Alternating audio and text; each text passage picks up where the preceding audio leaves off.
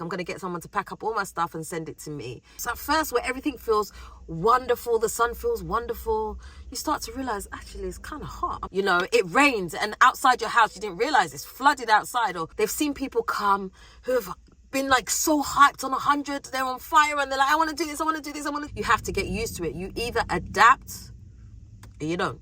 I reckon there's loads of people that are in Ghana that actually don't necessarily want to be there right now. They just pack up and leave quietly. Hey guys, welcome back. Okay, so I know this looks really weird. Okay, I'll just lay this out there and tell you that I'm in a parking lot, right?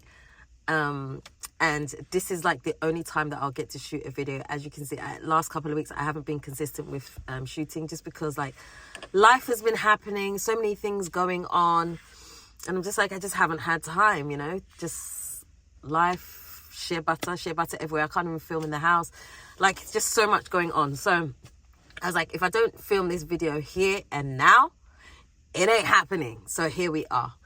Okay, so the other day I was having a conversation with somebody, and, you know, we were talking about moving to Ghana because, you know, hey, I'm in the States right now. And so people are like, oh, where are you from? And I say, okay, all right, I'm Ghanaian. I live in Ghana, but I'm from the UK, which is why I have the accent. And so I go into this whole explanation thing, you know, and then like conversation kind of sparks from there. And, you know, the person was asking me, you know, what it's like living in Ghana, how that transition's been for me. And I sat down and I was thinking about it. I was like, gosh, there are so many things that, I mean, I can give my personal experience, right? But there's so many things that happen to people when they move to Ghana. People have different experiences. And then I kind of like, in my head, I kind of resolved that people go through this three-phase, what's the word I'm looking for? Like this three-phase experience, right? When they move to Ghana. So the first experience that they have, the first phase that they enter, right, is this excitement, right? The first 1 to 3 months, I'd say, people move to Ghana and it's just exciting. It's overwhelming. It's like, finally, I'm connecting with Africa. I'm here. I can't believe it. The sun is out. You know, I'm seeing so many people that look exactly like me. The weather's just good. My skin is glowing. There's fruits. I could just walk down the street and just pick fruit from the tree, you know, like all this stuff, and it feels really, really good. And I'm not knocking that. That's an amazing experience. It's almost like, it's not comparable to being there on holiday. It's more than that, but it's like more about what the person feels, right, in that moment, where they just feel like they're really connecting with Africa, right? And that's a good thing. It is. But what you have to understand is that's not where you stop. Your experience doesn't stop there. And I think some people get lost in that phase. So you'll see that during that 1 to 3 month phase, right? A lot of people then think, well, you know, I've been in Ghana 2 months. I feel like I can live here now. And then they go back and they pack up everything that they own, and I'm moving to Ghana, or I'm just not going back. I'm going to get someone to pack up all my stuff and send it to me in Ghana, so I don't ever have to go back. And it's like that first 1 to 3 months is cool. It's a great time period, right? Because many people come on holiday, then they do 2 weeks, 10 days, you know. They don't really stay for a long time. So you thinking, okay, well, you know, I've been in Ghana for 3 months now. Everything's lovely. It doesn't stay that way. Because at some point, you're going to enter the next phase, what I would call the adjustment period, right? So the adjustment period is where you've kind of like got over the hump of, okay, Ghana's amazing. All these things are beautiful and all that stuff. It's almost like I'll compare it. Excuse me. I have a little bit of a cold. It's almost like I would compare it to, you know, when you meet someone for the first time and then you connect with them and everything seems, you feel like you're so aligned with the person. The conversation is just flowing. It's like back and forth, back and forth, back and forth. It's like you don't even want the time to end. You know, you look, it's been 4 hours since you've been talking. You didn't even realize. It feels like 20 minutes. And then the next time you meet, it may not exactly be the same, right?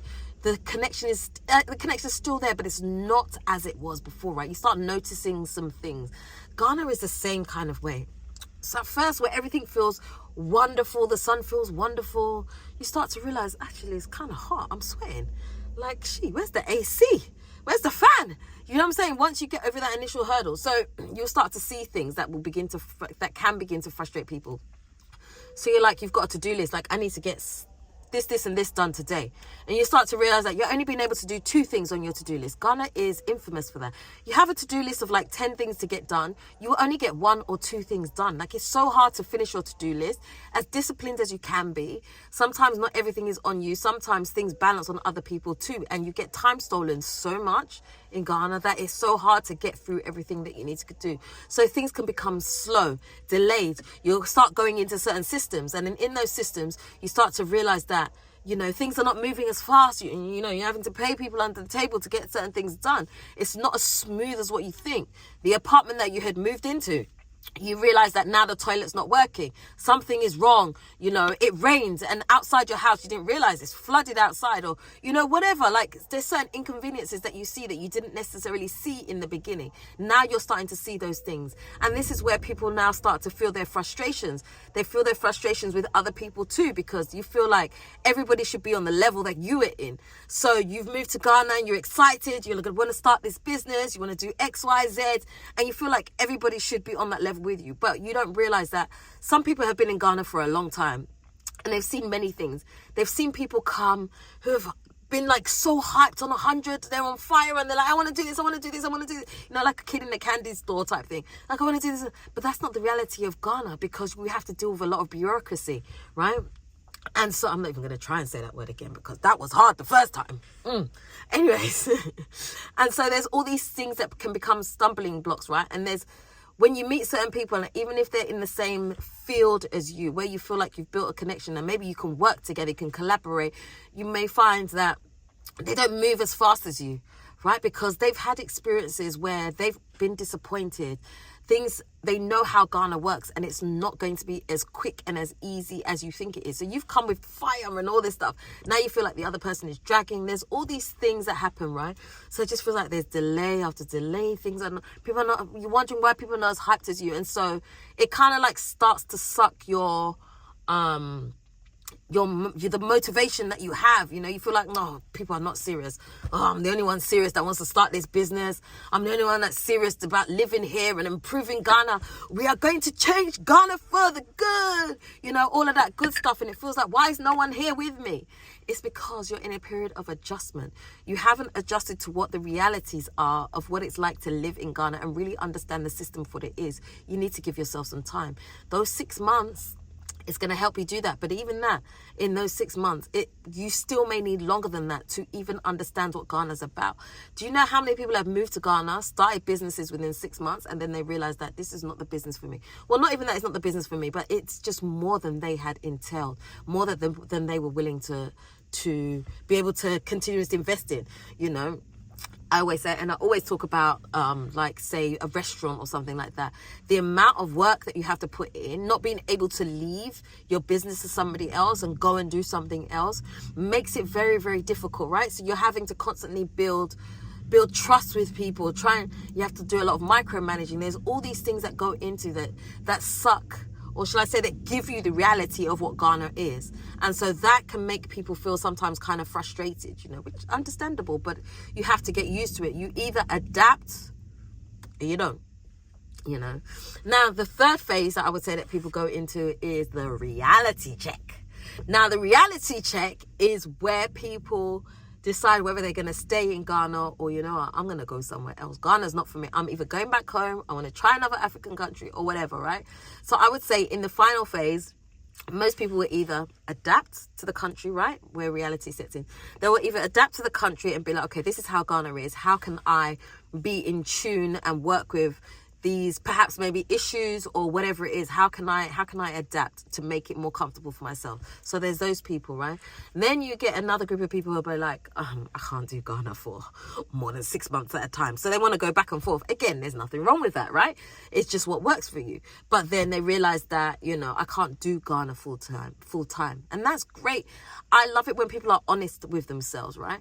Do you know, I would say that there are so many people, I'll make it a separate video, but I reckon there's loads of people that are in Ghana that actually don't necessarily want to be there right now, but either they have cut too many ties, burnt too many bridges, or to save face, they're just in Ghana, right? Trying to suck it up and pretend like everything's great when it's not. But anyway, that's a whole nother video. We'll do that one another time. So then there's those people that realize that, you know, Ghana's maybe not for them full time. So they will go back and forth, right? So you go abroad making money or whatever, and then come back to Ghana just so that you can live life rather than having to do business in Ghana. You just want to come and just live life so you can just be in a bubble. And that's how you take Ghana. And that's fine. I know plenty of people that can only do Ghana in small doses. And that's fine. That's cool, right? Now you have a third set of people who are like, they just pack up and leave. Quietly. All the noise that they made when they came to Ghana, woo! Ghana for the win, Ghana for the win. They just pack up and they move. They just left. You're like, where's this person? Gone. Like, what has happened? They've disappeared because the reality of Ghana has finally kicked in and they realize that they can't do it. And you know what? It's big of them to be able to, it's hard to say you can't do it. Well, I mean, if you snuck off, that's different. But, you know, like, it's hard to admit to yourself that, you know what, I tried this thing and it didn't work as much as you really wanted it to work, and it didn't work. And so those are the different phases that people kind of go through. And it's important to allow yourself to experience that, right? Like, I can sit here on video and tell you, okay, well, this is my experience of living here, right? You may not have the same experience as me. You may have a better experience. You may have a worse experience. But still, it's important to listen to other people's experiences. But it's also important to embrace the experience that you're also having. Some people move to Ghana and it's wonderful. Everything is just completely smooth sailing. They moved to Ghana. They took a huge chance. They had no money. All of a sudden, money's just falling down on them, you know. They built themselves up in a way that they never thought they'd be able to. They make great connections, great collaborations. They meet amazing people, you know, and it works for them. But the reality is that for the majority of people, it doesn't go like that. The majority of people have to have, or will have, should I say, a period of struggle, a period of adjustment, trying to find their feet, trying to understand what works for them, what doesn't work for them. You know, all of that good stuff, having to deal with so much noise from family and friends and all of this stuff. Meanwhile, they're just trying to find a place for themselves. Like, the majority of people is not necessarily smooth sailing, you know, and it's important to understand which phase you are in so that you don't get lost and make permanent decisions in a heightened state of emotions. You know, so, I mean, just as I was talking to this person, I was just thinking of all these things. I was like, Ghana's great, but there's always a but. And I always say that if you ask me, how's Ghana? I say, Ghana's great, but, and then I have something else to say. And I think if you ask someone, how's Ghana? And they're like, Ghana is great, they're not telling you the full story, because there's so much more to build on that. There's always a but after Ghana. There's always a but. Let's put it that way. But yeah, that's what I think from my observation, having lived in Ghana for, gosh, it's going to be 12 years in April. That is crazy. But yeah, my experience, that's kind of like the phases that I've seen people go through. You know, some people come, I've seen people be here 2 years, leave, don't come back, can't come back for whatever reason. You know, they really wanted to make it work, they can't. They realize Ghana's not for them. And that's it, they're gone, you know. That's why I always say it's very difficult sometimes to make friends in Ghana, because people come, they establish these connections with people, and then for one reason or another, someone, you or the other person, can't stay in Ghana. They have to leave, and then, you know, connections kind of lost, and so it becomes difficult for people. But that's how it is, you know. That's the reality of what living in Ghana looks like. But anyway, let me know what you think about what I've said in this video. Again, I'm really sorry that I'm filming in this dark car in this parking lot, which looks really weird, I know. But hey, this was the only chance I was going to get to film today. So here we are. Yeah, so anyway, if you would like to do a one-to-one consultation with me about moving to Ghana, what it's like, if you want to start business, or, you know, you just have some more direct questions that you'd like to ask, you can send me an email to dela@mortodela.com. If you are looking for a soft landing when you move to Ghana, I have 2 one-bedroom apartments that are available for long-term or short-term stay rentals. You can send me an email for that as well. And obviously my shea butter business is going, so if you'd like to purchase some shea butter, there is going to be a link in the bio, or it may even have popped up on the screen in this video. You can purchase your shea butter, support the cause and all that good stuff. Maybe just need shea butter. But yeah, that's it. Let me know what you think in the video. Let's talk some more. If you haven't already subscribed to this channel, do me a favor, hit the subscribe button and the notification bell. Don't forget to also like, comment and share this video. Until next time, I am out.